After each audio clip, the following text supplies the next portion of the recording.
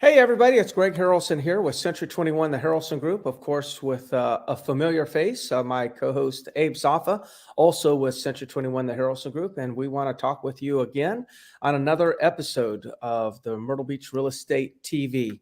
And Abe, there was something big that happened last week. And as you can see on the screen, everybody, we experienced the biggest mortgage rate drop ever in a single day. So, Abe, what are your thoughts on that, man? That Yeah, was pretty good. I want to share with you some things later on today on what my agents were saying based on what they were hearing from their buyers. But what are your thoughts? well, for one, it was a big surprise. I think Yeah, obviously the lenders weren't ready or weren't expecting the news to come out about the inflation numbers and the stock market. So if you go back to Thursday, there was a big spike in the stock market, a big drop in the mortgage rates because of the inflation numbers that came out. So they came out a lot better than people had anticipated. So yeah. so that was a big deal. That was the biggest drop ever in one day. It was 60 basis points. So 0.6% in one day, which is a huge drop. Yeah, and what we're talking about here too is I think is also important. You know, there's a lot of confusion on interest rates and basis points and Fed rates. So when we're talking about interest rates drop, that's like the consumer could borrow money at when it comes to a mortgage, dropping zero point 0.6 or 6 basis. Would you say 60 basis points? That's quite a bit. That's actually huge. And that's also different though if you hear the Fed rate increase by so many basis points or the Fed rate decrease by so many basis points. The Fed rate does influence the interest rate that banks give the consumer, but it's not like dollar for dollar or percent by percent. So there's a significant difference. But in this case, we're actually talking about what our buyers could borrow money for. What's happened since then? I haven't seen today's numbers come out yet, what the average is, Yeah, but it's kind of it's been the same. It's somewhere around 6.62% is what the average is. It could be yeah, 6.7, so in that ballpark. So yeah, it went down from 7.22 on Thursday. On Wednesday, and it dropped down to the six range, almost 6.5. yeah. Yeah, that's incredible. You know, the interesting thing, and I know we talk about this a lot, Abe, and that is okay. So there's some news about inflation. It wasn't as bad as it was expected to be. Interest rates drop. When the interest rates drop, which by the way is what buyers are sitting here saying, hey, I think I'll just wait for the interest rates to drop. People are saying that, right? The Mhm. challenge with that is I was talking to agents and we're talking about buyers, okay, and people that are you kind of on the fence of buying right now. And I was talking to, it was a few agents and we were talking about three different buyers who were all on top of the fence. One of them decided, hey, let's go ahead and put that offer in now because the interest rate dropped. One of them was like, I'm just going to wait till the new year. And now they decided, you know what, maybe I shouldn't wait. Maybe we should start looking now. And then the third one also, again, didn't write a contract, because they didn't have the property that they wanted. But the third one was, you know what, I was thinking about waiting, but it does seem like, this is a good time to go into the market. Now, inventory levels are already low. Now, this is just a scenario in my office or our office where a few buyers that I'm referencing is thinking about moving forward because of that interest rate drop. And there lies the interesting dilemma because if inflation is good news on inflation, causes the interest rates to drop, causes the demand to increase when supply is low, prices could actually go up in that scenario.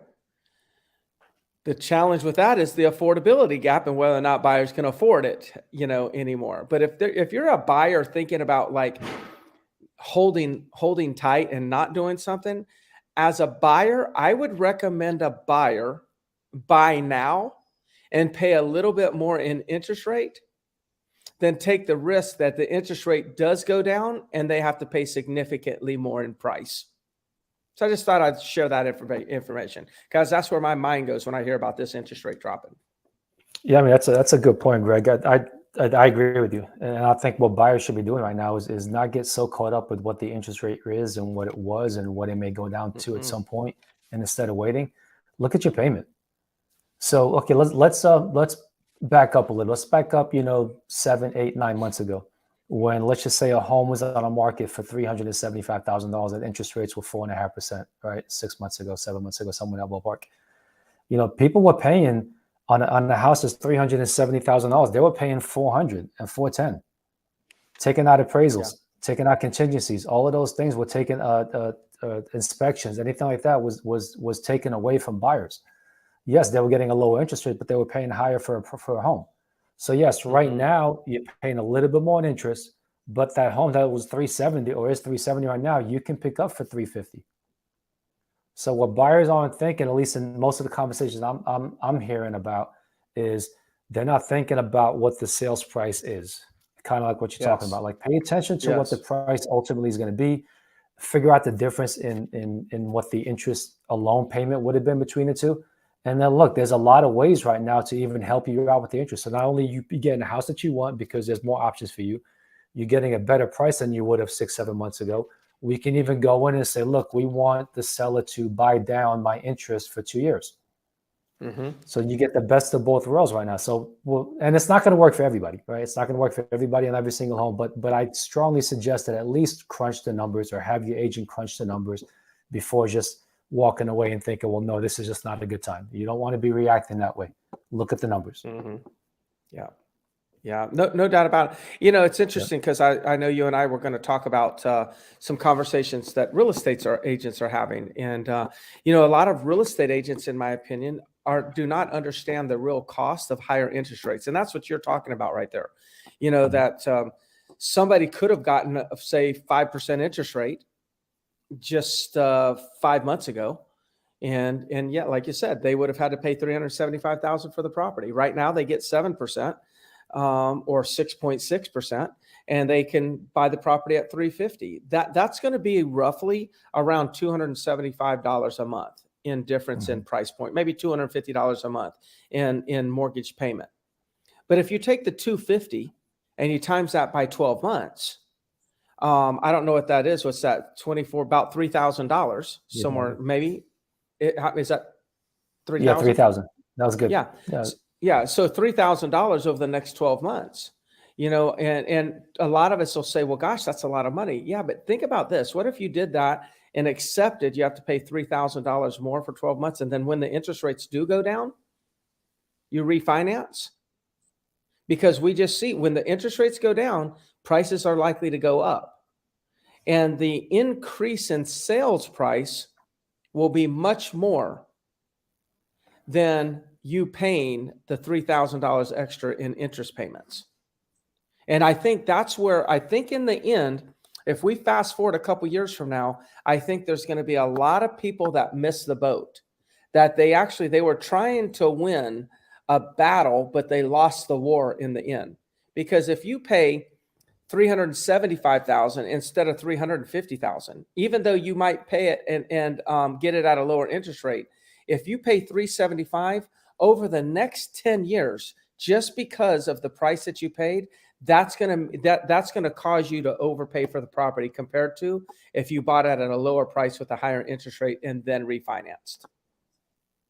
Yeah, absolutely right. So this is, in my opinion, this is an opportunity for buyers right now. So basically, what the Federal Reserve has done over the last 6 months is they pretty much just froze the real estate market for all these buyers out there that were looking to get a home, could never get one. They were putting bid after bid after bid and not getting a home. Pretty much the Federal Reserve came and said, look, we're going to kind of pause everything for you, jump in and buy your home right now at a better price, right? Now there's going to be a little bit of a tax. You can pay a little bit more in interest rate right now. Okay, but you know what's going to happen. Next year, 2023 comes around, we're going to be in a recession, most likely. That's what everybody's predicting. As soon as we get in a recession, the Federal Reserve is going to go back to slashing the Fed rate again, which will bring down the interest rates again. And then I think it's going to, I'm telling you, Greg, I think looking at these numbers, if we get anywhere near 5% or below 5%, I think the market's going to get right back to where it was. And then you buyers out there are not going to be able to get a home that you want. Yes, yeah. I mean, interest rate will be lower, but what good is it if you can't get a home, right? So this is an I think opportunity. that's highly You're gonna lock probable. in- yeah, lock in the home that you want right now at a good price. The price will never go up once you're locked in. The interest rates most likely will go back down in a year and a half, maybe 2 years. You can refinance at that point.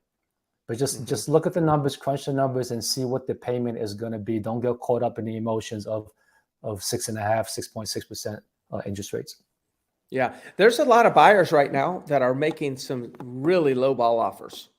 Yeah. And I don't know how many buyers that I've talked to or I've observed, through other agents that are just making like, I'm going to make these numbers up. Let's say a $200,000 property and they're offering 140,000, or a $400,000 property and they're offering like 300, like 25%, 30, Like way off. 40% below, like way off.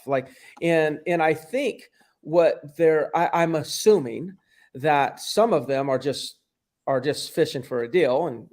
But I think the majority of them are thinking that this economy shift, or this shift in our economy, a shift in the real estate market, is similar to the shift back in 2008 or 7 and 8. And the key is it's nowhere, there's nothing similar. There's no comparison. It's nothing is the patterns of today's shift is not similar to the patterns of the shift back in 2008. It just wasn't the same. Not even close to being the same. Yeah. Different market. Well, yeah. So what's going on with condos and homes? Talk to us about some numbers. So yeah, I mean, let's talk real quick, a couple of minutes about the stats. Because it is, I mean, the numbers look significantly different than when they did back at the peak. So condos, for instance, right now there's 753 condos that are under contract pending as of this morning. 753 out of a total of 2,055 that are on the market. So that's roughly 37% of all the condo on the market right now are under contract with a buyer. So that's the lowest number we've had since pre-COVID. Okay. Yeah. So going back to the peak. And when we say lowest number, meaning like during COVID, when it got really hot as a market, this was above 50%, correct? It got up as high as 80%, Greg. 80%. So back in March 16th of this year, that number was at 80%. Yeah. So which means for those of you that are trying to kind of, okay, well, what does this mean to the, what's a more lay explanation? That is that anytime something went on the market, it immediately sold. Like there was very little inventory that was not under contract. Right now, that's not the case. There are significantly more properties available, not under contract. But with that being said, I'm sure you're going to still tell me, Abe, because I think it's true, is that the total months of supply is still low compared to like what some people would think would be a buyer's market. We're still in a seller's market. No question about it. Yeah. So the main point of this was, you buyers out there, there's opportunities out there as far as being able to find a property that you like. All right, there's more so than it was. Now going back to, let's just say 2019, that pending number, instead of 36%, might have been around 26, 27, 28%. That's what, quote unquote, is a normal market, right? So it's still like, if you would have went to sleep 2 years ago or been in a coma, God forbid, or whatever, and just woke up today and looked at the market numbers, you'd be like, man, this is a hot real estate market. This is a great time to be a seller, right? Yeah. If you compare it to what we've been through the last 12 to 18 months, it's slowed down a little bit. There's no question about it. But still, there's buyers, there's options out there for you. Sellers, there's still, the market's doing really good relative to what a normal market is. Just got to get out there and again, crunch the numbers. If you're a buyer, look at the market and the conditions if you're a seller, and price the property correctly. For single family homes, Greg, 691 pending as of this morning out of 2,198. That's 31% pending rate. So that's the lowest number since November of 2020. At the peak, where we had the most number of pendings, the most absorption, was back in April of this year, where it was almost 70%. So again, that's a lot of homes that are available right now that they weren't available back in April. Okay, but it's still nowhere near typically that number again is somewhere around 28% pending. So we're getting closer. The single family home market is getting closer to what a normal market is than the condos are for some reason right now. Condos are still moving fairly well. That's really interesting. I take a note of this. So I'm looking at your numbers. I kind of noticed that, like, I haven't seen that type of, I guess, that data where the single family homes seem to be, would it be safe to say that the inventory of single family homes is starting to increase at a little bit faster pace than condos? I know it's relatively the same, but I'm not sure if that's an interpretation that would be valid based on your numbers. Yeah, I think so, Greg. I think some of it also has to do with the seasonality. Going into this time of year, kids are back in school and stuff like that. So there's going to be less single family homes being sold in a typical year or a typical time at this time of year, as opposed to condos. In most cases, those are discretionary properties. People are buying second home investment property, which those you kind of see sell pretty much any time of the year. But I think this is just a little bit of lull in the single family home market. But it'll pick back up here soon. We actually saw a decent pickup just this last few days with when the mortgage rates dropped. Yeah, I wouldn't doubt, and I haven't checked this, but I wouldn't doubt, Abe, if we looked at the new listings for single family home new listings that are new construction, I wouldn't doubt if that's actually increasing slightly. But the only reason that I would say that is because there was a time where all the developers and builders, they were only putting a few of their listings on the MLS. They weren't putting like all 40 that they had available. I bet you they're just dumping everything onto the MLS. If that's the case, it would skew the numbers a little bit also. But I do know that builders, go ahead.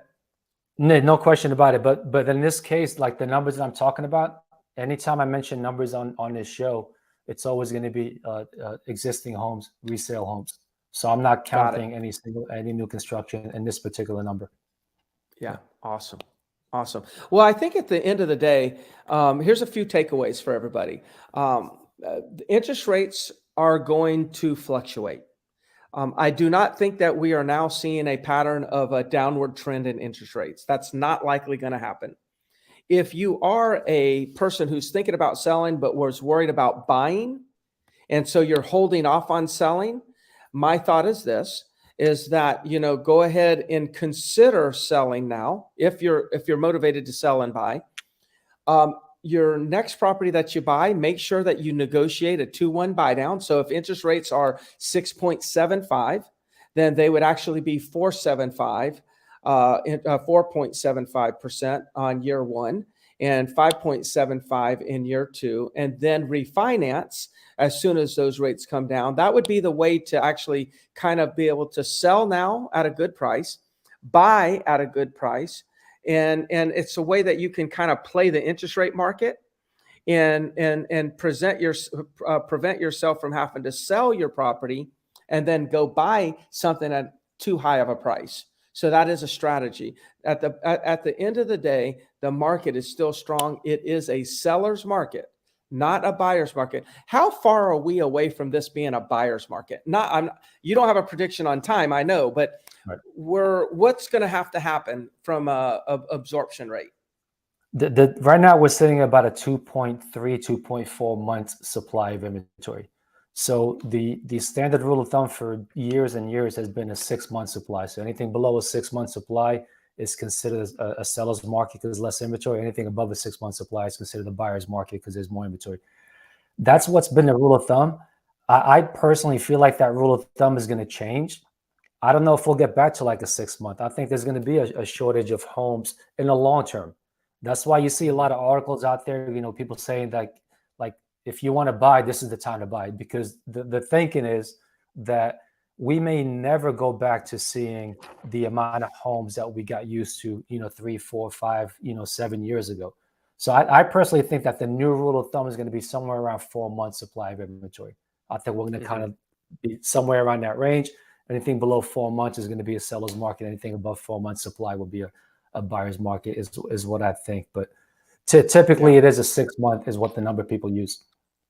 Yeah. And only thing I would add to that is I think that there is a neutral zone. And I think that that's a lot of time not talked about. Like I personally believe a seller's market is 4 months or low or less, which is definitely where we are. And a buyer's market is usually kind of 6 months and above.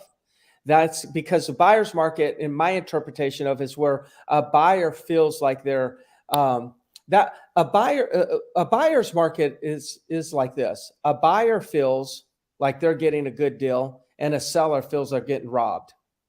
A seller's market is the seller thinks they're getting a good deal for themselves, but the buyer thinks they're getting robbed.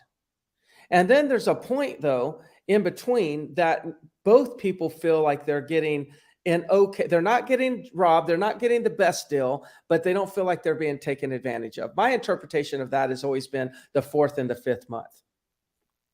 That's kind of how That's I a see very it. good point. That's a great point. And yeah, there's not a fine line that says, okay, as soon as we hit this X number of homes, we go into a seller's and we go into a buyer. So I Yes. think that's a good way to put it. You got that little gray area in between, which I think Yes. sounds about what it should be. 4 to 6 month range, Yeah. 4 to 5 month range. And you may be right. There may the industry may redefine those dates as we come out of this, just because of the supply. I mean, we've been undersupplied for a while, and we're not talking about just active inventory in the MLS. We're talking about new homes and the supply of homes that exist, whether they're for sale or not for sale in America. And so we've that conversation's been going on. Well, Abe, this is good information as always for those of you that are listening. If there's anything we can do for you, we'd love to help you, whether you're buying or selling. We sure would like to be a good resource for you. So feel free to reach out to us. Again, Greg Harrelson and Abe Safa, both with Century 21, the Harrelson Group. There's our contact information. Feel free to call us, text us, reach out to us. We'll be there to help. Thanks, Abe. Enjoy it, Greg. Thank you all for watching. All See right. you next week.